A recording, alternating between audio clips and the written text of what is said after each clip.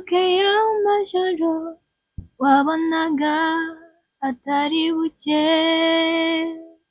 wibuke na cya gitondo wabonaga kitari bwire, wibuke wibuke aho wavuye iyo, dusubije amaso inyuma mutima we ntiwibagirwe, wibuke y'amajoro wabonaga atari buke,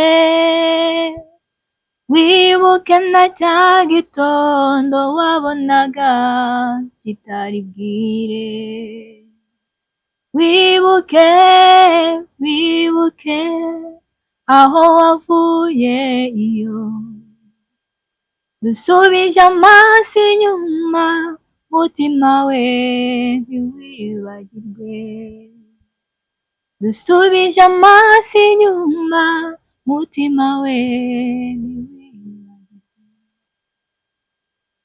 Wow, wow, wow.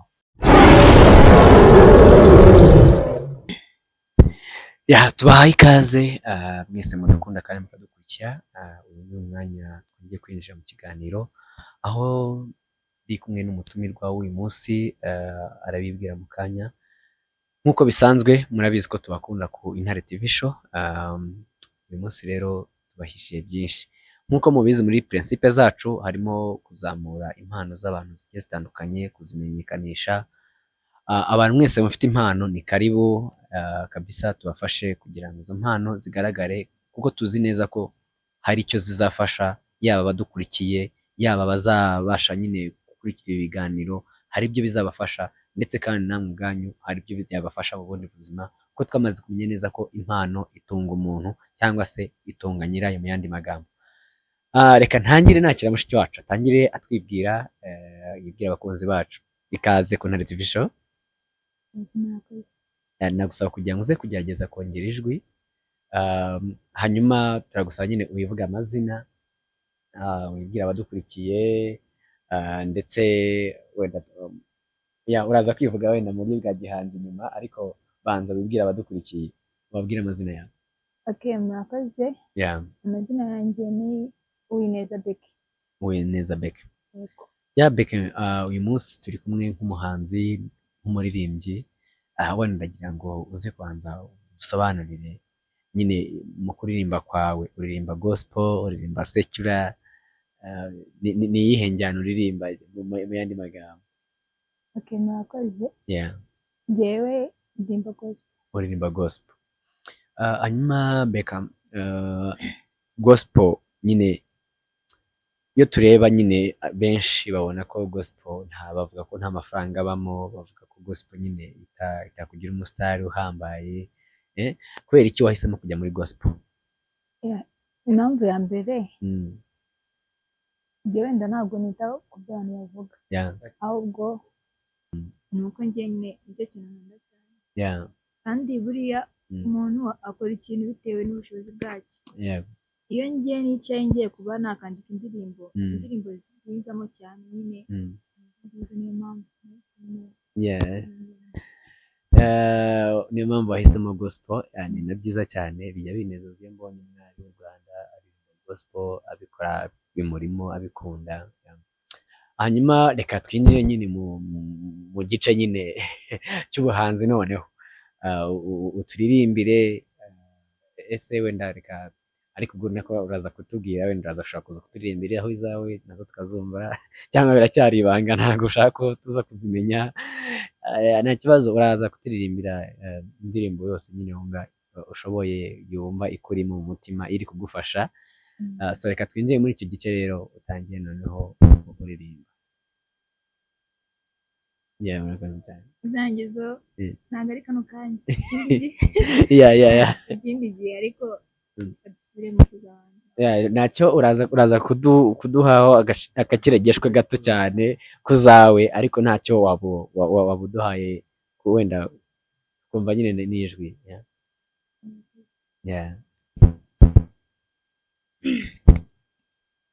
Imana yo mu misozi niyo mana yo mu kibaya iberaho si icyarimwe, iyo mana niyo turi kumwe, niyo mana itigeze iremwa kandi nayo yisanzeho, ntisinzira ntihunikira, iyo mana niyo turi kumwe. Iyo mana niyo turi kumwe n'amagingo n'aya, niyo turi kumwe no hano mu kiganiro ku Ntare TV show. Dukunda Imana kuko twamaze gusobanukirwa neza imirimo yayo no gukomera kwayo, twamaze gusobanukirwa neza ko kubaho kwiza no kubaho turi mu Mana. Twishimiye kukwakira ku Ntare TV show rero. Unatangije neza cyane, udutangiriza mu ndirimbo nziza cyane, ndayikunda, nibwira ko n'abadukurikiye baraza ko barayikunda nabo. Beka, mu by'ukuri iyo turi kureba nyine urubyiruko rw'uyu munsi wa none, ni urubyiruko navuga ngo rukuruwe n'iraha ry'isi, rukuruwe no gushaka nyine ubutunzi bw'isi. N'iki nyine wabwira urubyiruko rugenzi rwacu, abantu nyine bameze batyo? Ese nyine mu Mana ni izihe mbaraga uhabona kuruta wenda ubuzima bwiza? Ikintu cya mbere navuga ni uko mu Mana harimo byose umuntu yifuza, yaba ubutunzi, yaba ubuzima ndetse n'ubugingo. Nicyo kintu cya mbere, niho tubikura. Naho kuvuga ngo twirukankira iby'isi, yego turabishaka, rimwe na rimwe tukanabibona, ariko nyine ntitukanirirengagize ko kwa kundi tubishaka dushobora kugenda tukabisiga.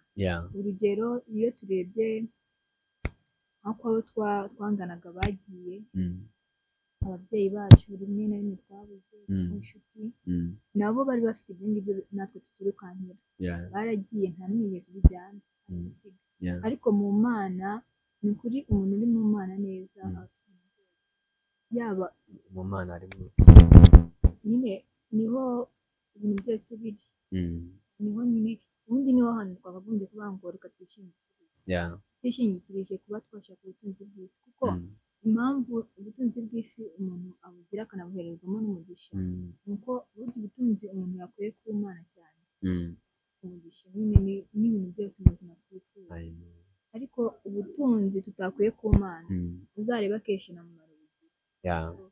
Rero nababwira mu gushaka ubutunzi bwabo, kuko njye nkunda umuntu ukora cyane, ariko mu gukora kwawe ugashyiramo n'ubwenge, ukavuga ati se gukora kwanjye mbere na mbere reka mbanze Imana. Ikintu nababwira, mbere na mbere Imana, mbere y'ibintu byose dushaka. Mbere na mbere Imana, mbere y'ibintu byose twakifuza, mbere y'ibintu byose twashaka, mbere na mbere Imana. Uraza kunyemerera, nkunda kubaza ibibazo byinshi noneho iyo turi mu gisata nk'iki nyine cya gospel, nkunda kuhagiramo nyine challenge nyinshi cyane. Mu by'ukuri benshi nyine usanga hari ukuntu twitirira nyine agakiza, ugasanga umuntu wenda tuvuge ku ruhande rw'abasore, ugasanga nk'umusore arakubonye, aririmba, arabona uri mu rusengero, akumva nyine ni amahoro, ibintu byose ni sawa ariko ntakamenye ko nyine ushobora no kuba uri mu rusengero ariko nyine bitagufasheho. Nabo barahari abantu baba bameze batyo. Uyu munsi wa none wowe nkawe nyine wamaze kwinjira ugasogongera ukumva umunezero, niki nyine wabwira abo bantu bari mu rusengero ariko ukabona nyine ntibibafasheho? Just arashaka kwitwa ko ari mu rusengero, ashaka kwitwa ko ari umukristo, ariko mu by'ukuri nyine ibikorwa akora cyangwa se imirimo ya buri munsi abamo ntabwo nyine ihamya ko ari umukristo.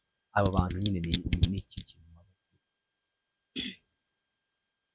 Ikintu cya mbere, njyewe nyine ntabwo nzi gufata umuntu ngo mushyire urubanza, bitewe n'uko hari ukuntu umuntu areba akavuga ngo uriya ngo uriya ngo ntabwo akijije, nyine arebeye umuntu physically inyuma. Njyewe ntabwo ncira umuntu urubanza ndebeye physically inyuma, kuko urugero buriya nanjye duhuye ushobora nko kuvuga ati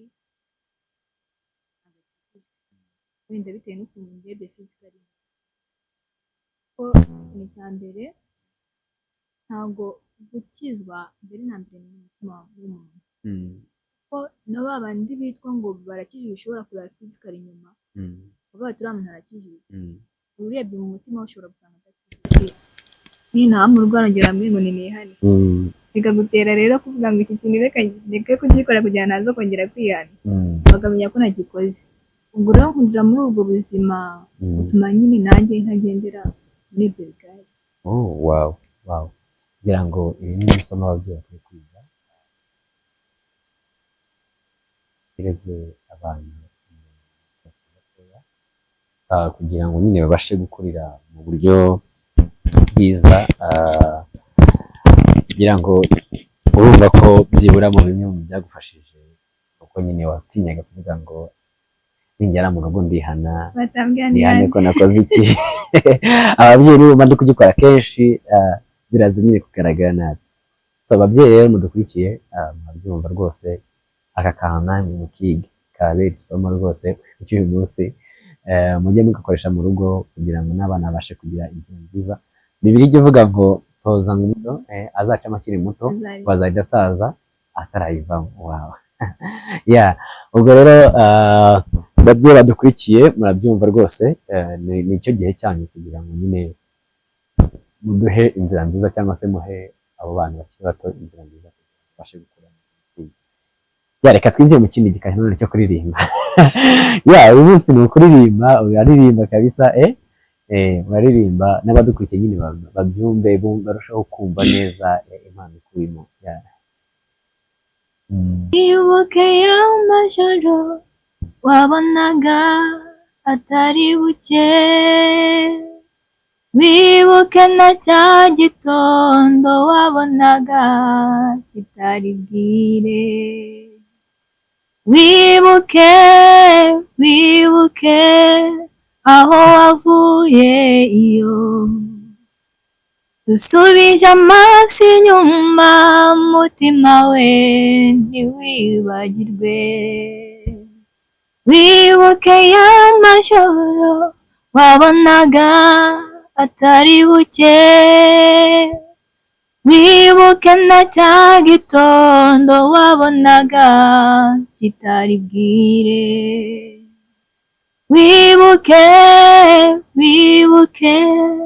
aho wavuye iyo dusubije amaso inyuma mutima we ntiwibagirwe, dusubije amaso inyuma mutima we ntiwibagirwe. Wow wibuke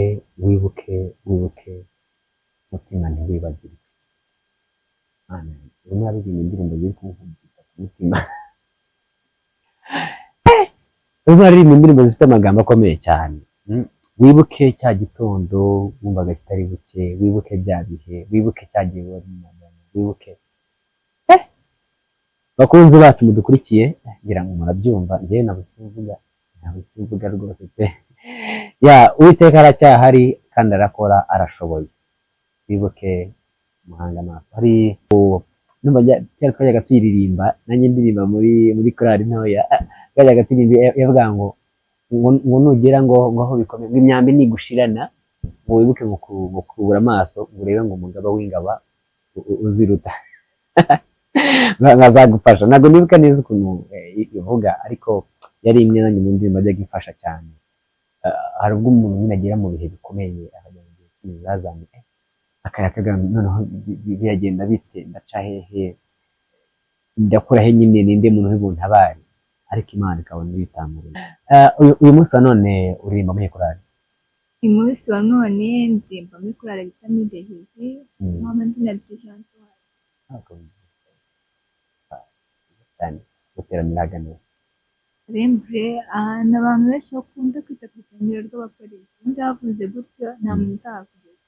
Kubakoreye ndabasura one day nzabasura kabisa, nzabasura nkoze ku mutima, nzabasura. Murakoze cyane n'ubundi muri uyu mwanya gutarama, gutegura indirimbo nyinshi aza kuza kuririmbira abadukurikiye. Mu by'ukuri nyine biragoye cyane, biragoye uyu munsi none nyine usigaye ubona hariho abantu bamwe namwe nyine kukureba ukijijwe bakora nyine bakakubona nk'igitutsi, bakumva nyine ngo ntabwo uzi iterambere, ntabwo uzi ibigezweho, byarakujabutse, byarakuyobeye, nyine amagambo nk'ayo yose, terime nk'izo usanga nizo baba bakoresha, ni kadage, barabara, ibintu nk'ibyo ngibyo. Mu by'ukuri nyine nkibaza nkawe nk'urubyiruko, nk'umuntu ukibyiruka, nyine byanga byakunda ntubura guhura n'abo ngabo wahuraga nabo, ese wenda uyu munsi none hariho umwana nyine umeze uko nk'uko uri ku ishuri, ariko nyine akaba ahura n'abantu bamubwira nyine amagambo nk'ayo, kumwumvisha ko nyine kuba ari umukristo ni kadage, nta kintu azi, nta kintu asobanukiwe. Wowe nyine ukiri ku ishuri wenda ndibaza ko wahuraga nabyo, ni gute wagerageje kwitwara muri ibyo bintu? Ibyo byo bibaho cyane muri ubu buzima, akenshi noneho ku rubyiruko, urubyiruko niho dukunze kuba biri cyane. Umuntu akaza wenda akakubwira, kuko njye nagiye mpura nabyo cyane, ni ukuri ko Imana warayobye, nyine benshi nuko babwiraga, akambwira ati mva warayobye, nk'iyo mpano ufite yo kuririmba wajya uza nko mu ma weekend tukakujyana mu kabari kugenda ukaririmba, ugasubiramo indirimbo z'abandi bakaguha amafaranga, ariko ngo ubu aho wagiye kurepeta ngo ku cyumweru nzaye gusenga. Nyine rimwe na rimwe iyo uri umuntu, burya umuntu utazi icyo ashaka biragoye nyine kugira ngo ube wamwumvisha ko hari ikintu yageraho, ariko ku muntu uzi icyo ashaka we ubwe ku giti cye ntabwo ashobora gutora ibintu byose yiboneye, kubera ko aba azi icyo ashaka. Kandi iyo uzi ikintu ushaka bakakwereka ibintu byinshi, umenyamo icyo ugomba gutora, kuko wowe nyine uba uzi icyo ushaka.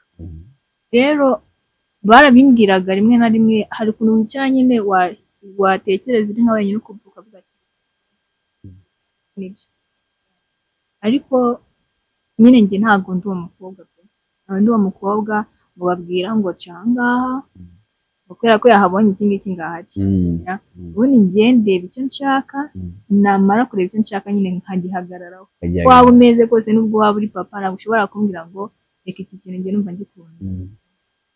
Hanyuma izo mbaraga nyine zo kugushoboza ibyo bintu, izo mbaraga zo kumva nyine ko ibyo bintu ukabasha kubinyuramo, ukabasha kubicamo kandi ukabicamo wenda, uzikura he, uzikomoka kuki?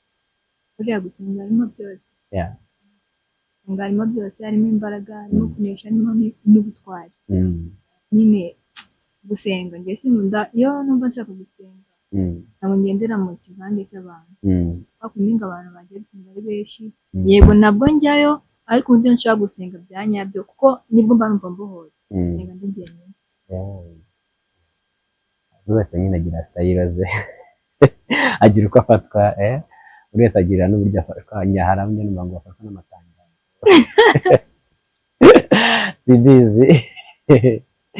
simbizi naho uko bijya bibaho, ariko njye mbyumva nyine ngo bafatwa n'amatangazo. Reka twinjiye mu kindi gika nyine n'ubundi cyo kuririmba.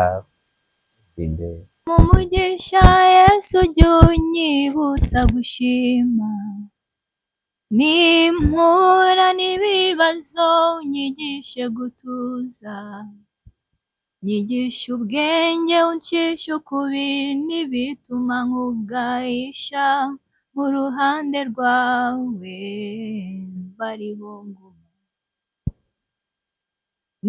Mu mugisha Yesu jya unyibutsa gushima, nimpura n'ibibazo unyigishe gutuza, nyigisha ubwenge uncisha ukubiri n'ibituma nkugayisha, mu ruhande rwawe bariho nguma.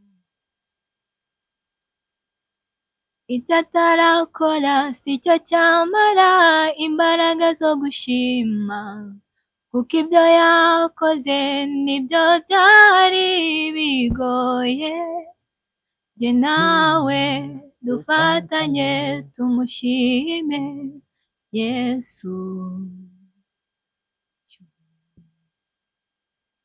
Icyo atarakora si cyo cyamara imbaraga zo gushima, kuko ibyo yakoze nibyo byari bigoye. Jye nawe dufatanye tumushime Yesu.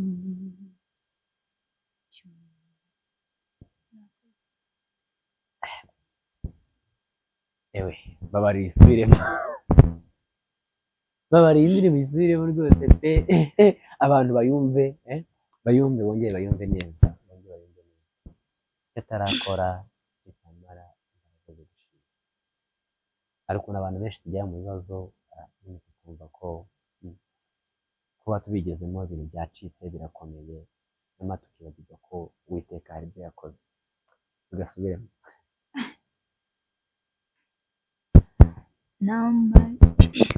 N'amarira nabonye atahoza, n'agahinda nabonye atamara,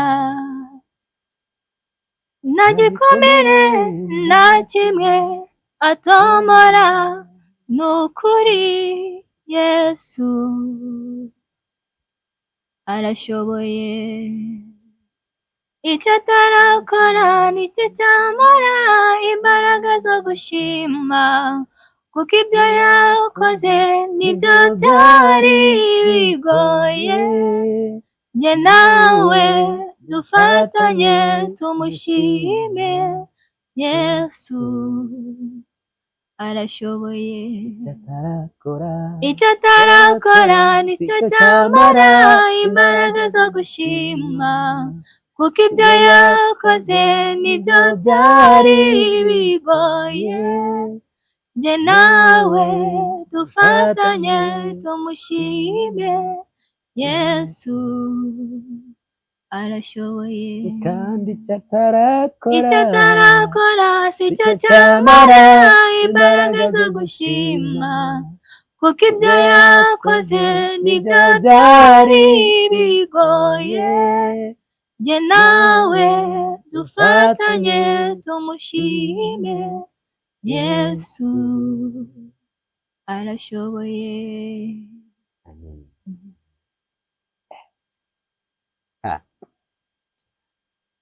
ubona ibintu bitangira, ariko kugira ngo uzagera kubisoza biba ari ibibazo.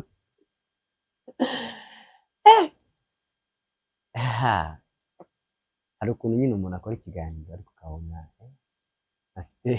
ntafite aho ari bugisoreze, ukabona nyine ni ibintu bikomeye cyane iyo harimo ubutumwa nk'ubu.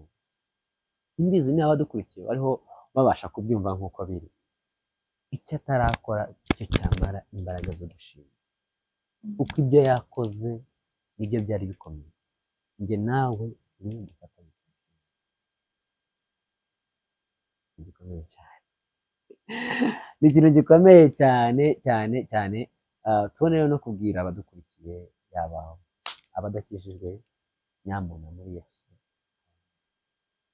mu gukizwa habamo ubukire tudasanga ahandi, kuko niho honyine tubona umunezero mu mutima, niho honyine tubona ibyishimo ababyeyi bataduhereza, niho honyine tugeranye tukabohoka. Hanyuma Beka, tutarajya kure cyane, batubwiye ko nyine batangiye kuririmba uri muri Sunday School, ariko wenda nyine n'iryari wiyumvishemo ko ushobora kuba umuririmbyi ko ukabikora passion, ukavuga ati nafata ikaramu nkandika. Nyiri umwana mutoya nyine nakundaga Knowless, nyine numva ari umuhanzi mwiza cyane. naba numvise nk'indirimbo ye nkora kwa kundi nk'umwana ajya ku ishuri, naca nk'abantu bacuranga indirimbo z'umwana ngo wahangura itarangiye ikaba intambara amahane, nyine akaba amahane. ukajya abantu nyine bamwe na bamwe bakambwira ati biragoye, noneho hamwe ku ishuri ishuri hari ukuntu bavuga ngo tugeze mu gihe cyo kugaragaza impano, nta zindi ndirimbo naririmbaga mu kanwa kanjye nyine ari uwahoramo. Noneho rimwe nkajya mvuga ati hari ukuntu umuntu nyine maze nko gusoza primeri, nibwo natangiye kujya mfata bike kuko ngiye nkunda kwandika ibintu byinshi mbabaje nyine nkandika muri agenda nyine. Ubwo rero nibwo natangiye kuvuga ati reka nanjye biriya bakora nanjye nabishobora, bike nkajya nandika. Gusa njya gutangira kwandika, nubwo n'ubundi nakundaga Knowless naririmba muri korali, ariko najyaga nandika indirimbo nazifite rwose nkazandika, namara kuzandika nkazirekera nyine mu ikayi. Noneho urabona nka kwa kundi wagiye nk'ahantu habaye nk'uturori nkazibaririmba, ariko bigeraho nyine numva nta cyerekezo, nangira kwandika indirimbo zisanzwe z'Imana. Natangiye nandikira banditse indirimbo y'Imana, ndabyibuka icyo gihe nari mbabaye, noneho nkunda nyine kubabara kuko iyo mbabaye mbona nshaka kuba ntigenda, nari mbabaye cyane. Ndagenda nicara njyenyine, nibwo natangiye rero kuririmba, ndirimba akantu k'agakorasi ntazi ahantu gaturutse, nkaririmba nkagasubiramo k'amaganya menshi, naha nkibuka. Ubwo nibwo natashye ndavuga ati reka noneho kuko mba ndirimba utuntu twinshi, ejo bugacya natwibagiwe, reka noneho njye nuririmba nongere nkaririmba nkatwandika, naza kudusoma nibuka injyana ndi kuturimbamo nkayibagiwe, nshaka indi njyana yayo.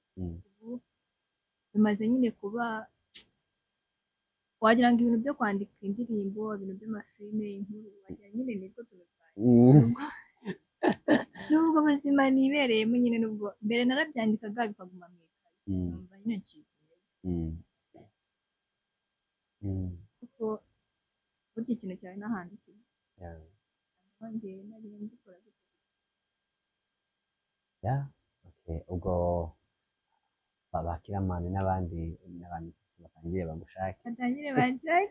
bagushake ujye bandikira amafilime n'amakomedi basetsa n'abandi bose baririmba ariko badashoboye kwandika, kuko hari abashoboye kuririmba ariko batazi impano yo kwandika, ubwo nabo bakugane ubandikire.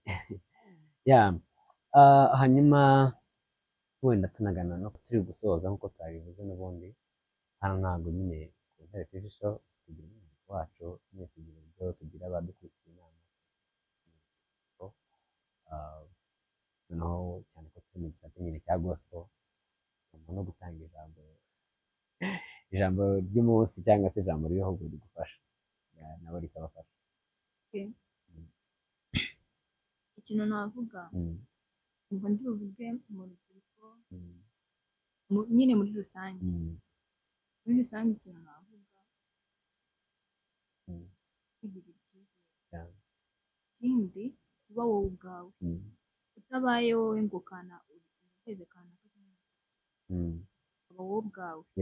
Ikindi ukagendera ku ntego zawe n'amahame yawe, utitaye ngo hari ukuntu umuntu, urugero avuga ngo niba njye nkunda kwambara nk'amapantaro, reka nambara amajipo kugira ngo nizeze abantu.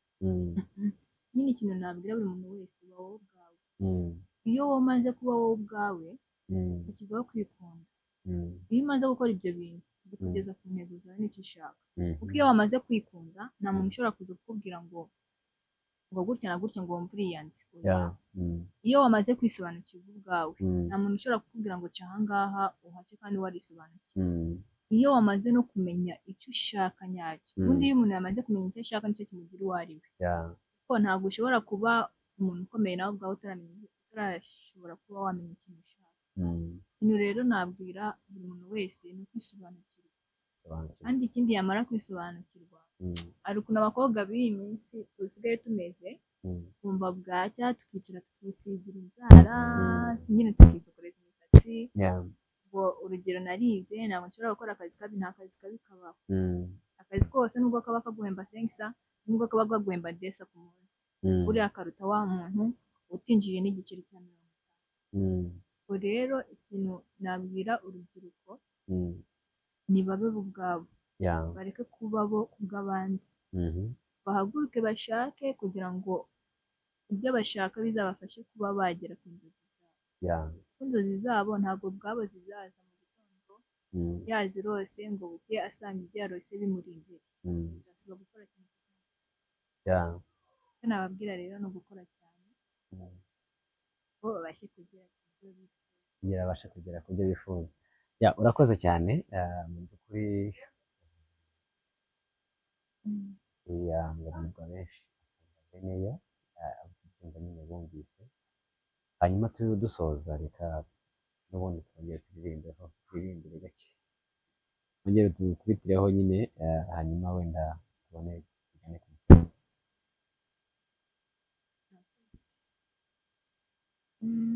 Reka noneho mu gusoza kwa nyuma ariko ndashyiramo akarefure ni nacyo cyiza kugira n'abadukurikiye nyine umutima wuzuye amashimwe, ibiganza byanjye ndabikurambuye, umutima wuzuye amashimwe, ibiganza byanjye ndabikuramburiye, habwa icyubahiro ushyizwe hejuru, isi yose ikuramye urabikwiriye, mwami habwa icyubahiro ushyirwe hejuru, isi yose ikuramye urabikwiriye.